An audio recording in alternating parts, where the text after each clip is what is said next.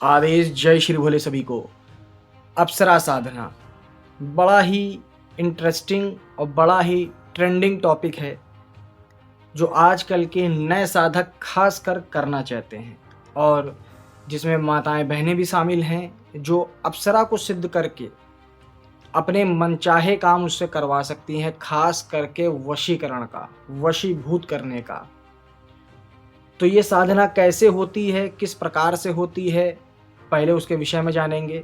किस पद्धति से होती है और कौन सी अप्सरा आपको करनी चाहिए, घर पर करनी चाहिए, घर की छत पर करनी चाहिए, या जो शादीशुदा हैं व्यक्ति उनको करनी चाहिए, या जो कुंवारे हैं उनको करनी चाहिए, शमशान में करनी चाहिए या कब्रिस्तान में करनी चाहिए, या किसी एकांत उजड़ स्थान पर करनी चाहिए।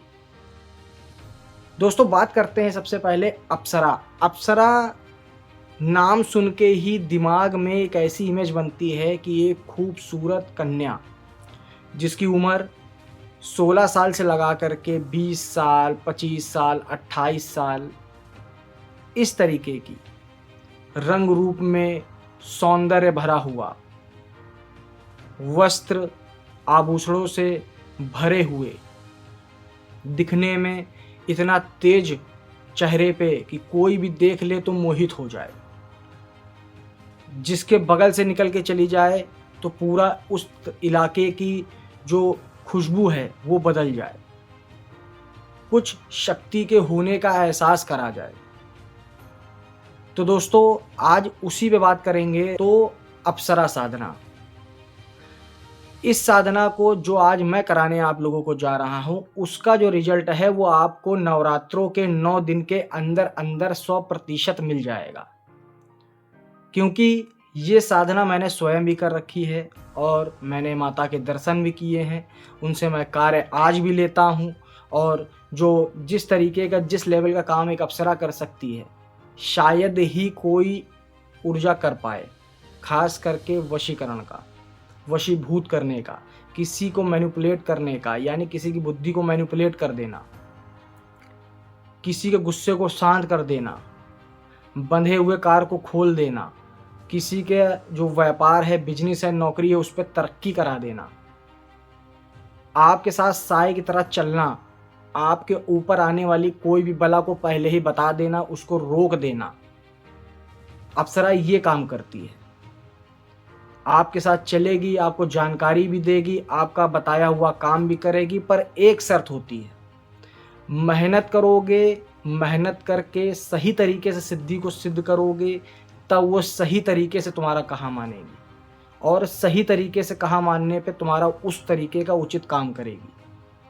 लोग सोचते हैं कि मैंने माला घुमा दी, 9 दिन पूरे हो गए, भोग तो रखा ही रखा था, मुझे अप्सरा क्यों नहीं सिद्ध हुई? क्यों? क्योंकि आपके दिमाग में टारगेट क्या था उस अप्सरा का, था कि वो आएगी, मैं उससे बात करूंगा, मैं उसके साथ संभोग करूंगा, या मुझे कोई खजाना दे देगी, आभूषण दे देगी, गड़ा धन बता देगी। आपके दिमाग में था लोभ। इस तरीके से सिद्धियां कभी हासिल नहीं होती हैं। आप सबसे पहले अगर अध्यात्म में आ रहे हो तो सबसे बड़ा आपका होना चाहिए कर्म। सबसे पहला होना चाहिए कर्म। कर्म अगर आप करते जाओगे बिना किसी फल की चिंता किए, तब आपको उस तरीके का परिणाम मिलता है।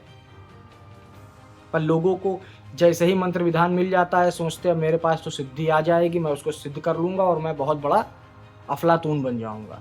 पर ऐसा दोस्तों नहीं होता है। मेहनत करनी पड़ती है, घुटने तोड़ने पड़ते हैं, शक्ति को खींचना पड़ता है मंत्रों के माध्यम से, शक्ति को बांधना पड़ता है मंत्रों के माध्यम से, अपने तपोबल के माध्यम से, तब जाकर के एक सिद्धि सही तरीके से सिद्ध होती है। 9 दिन सुनने में आसान लग रहा है कि 9 दिन 2 घंटा बैठ करके, 1 घंटा बैठ करके मैंने जाप घूम कर दिया, माला घुमा दी, सामने भोग प्रसाद रख दिया, उससे साधना हो गई, उससे हमारी सिद्धि हो गई।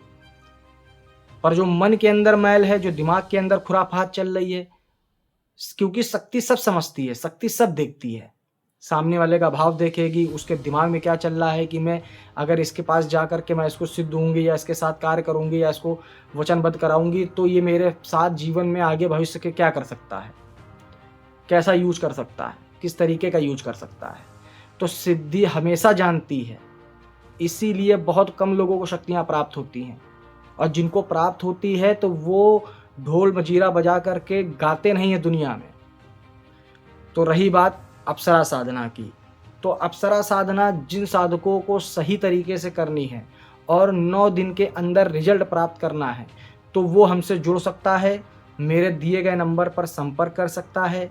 संपर्क करने के बाद वो हमसे दीक्षा ले सकता है और घर में बैठ करके 9 दिन सही तरीके से मेहनत करके अप्सरा को सिद्ध कर सकता है।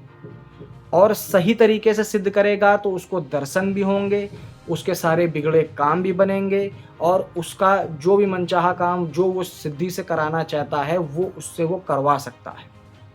सात्विक साधना रहेगी, सात्विक भोग रहेगा, सात्विक दिनचर्या रहेगी। आपको सारी चीज़ें, सारी पद्धति, सारा भोग प्रसाद आसन, सारी चीज़ें आपको सही तरीके से गाइड करके बता दिया जाएगा। तो जिन साधकों को नवरात्रों में सही तरीके से ओरिजिनल सिद्धि अप्सरा की प्राप्त करनी है, तो वो हमसे संपर्क कर सकता है, जुड़ सकता है और सिद्धि प्राप्त कर सकता है।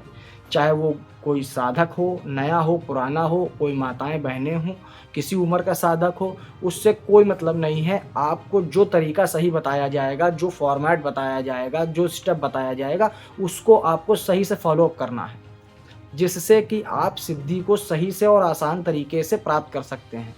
बस एक बात रखेंगे, एक बात कहेंगे कि आपको घुटने तोड़ने पड़ेंगे, मेहनत करनी पड़ेगी, तब जा कर के कुछ प्राप्त होगा। हवा-हवाई में बाल खजुआते हुए, मोबाइल चलाते हुए अगर पूजा करने के या विचार में हैं, तो सिद्धि करना भूल जाइए। बस लोगों के चैनल पे जा कर के वीडियोज़ देखिए, उनको व्हाट्सएप पर पूछिए, सामने वाला कितने में क्या दे रहा है, उसकी जानकारी लीजिए, मौज लीजिए, बस इतने तक सीमित रहिए। बाकी आप सोचिए कि नहीं हम किसी प्रकार से कोई सिद्धि प्राप्त कर ले, तो नहीं होगा।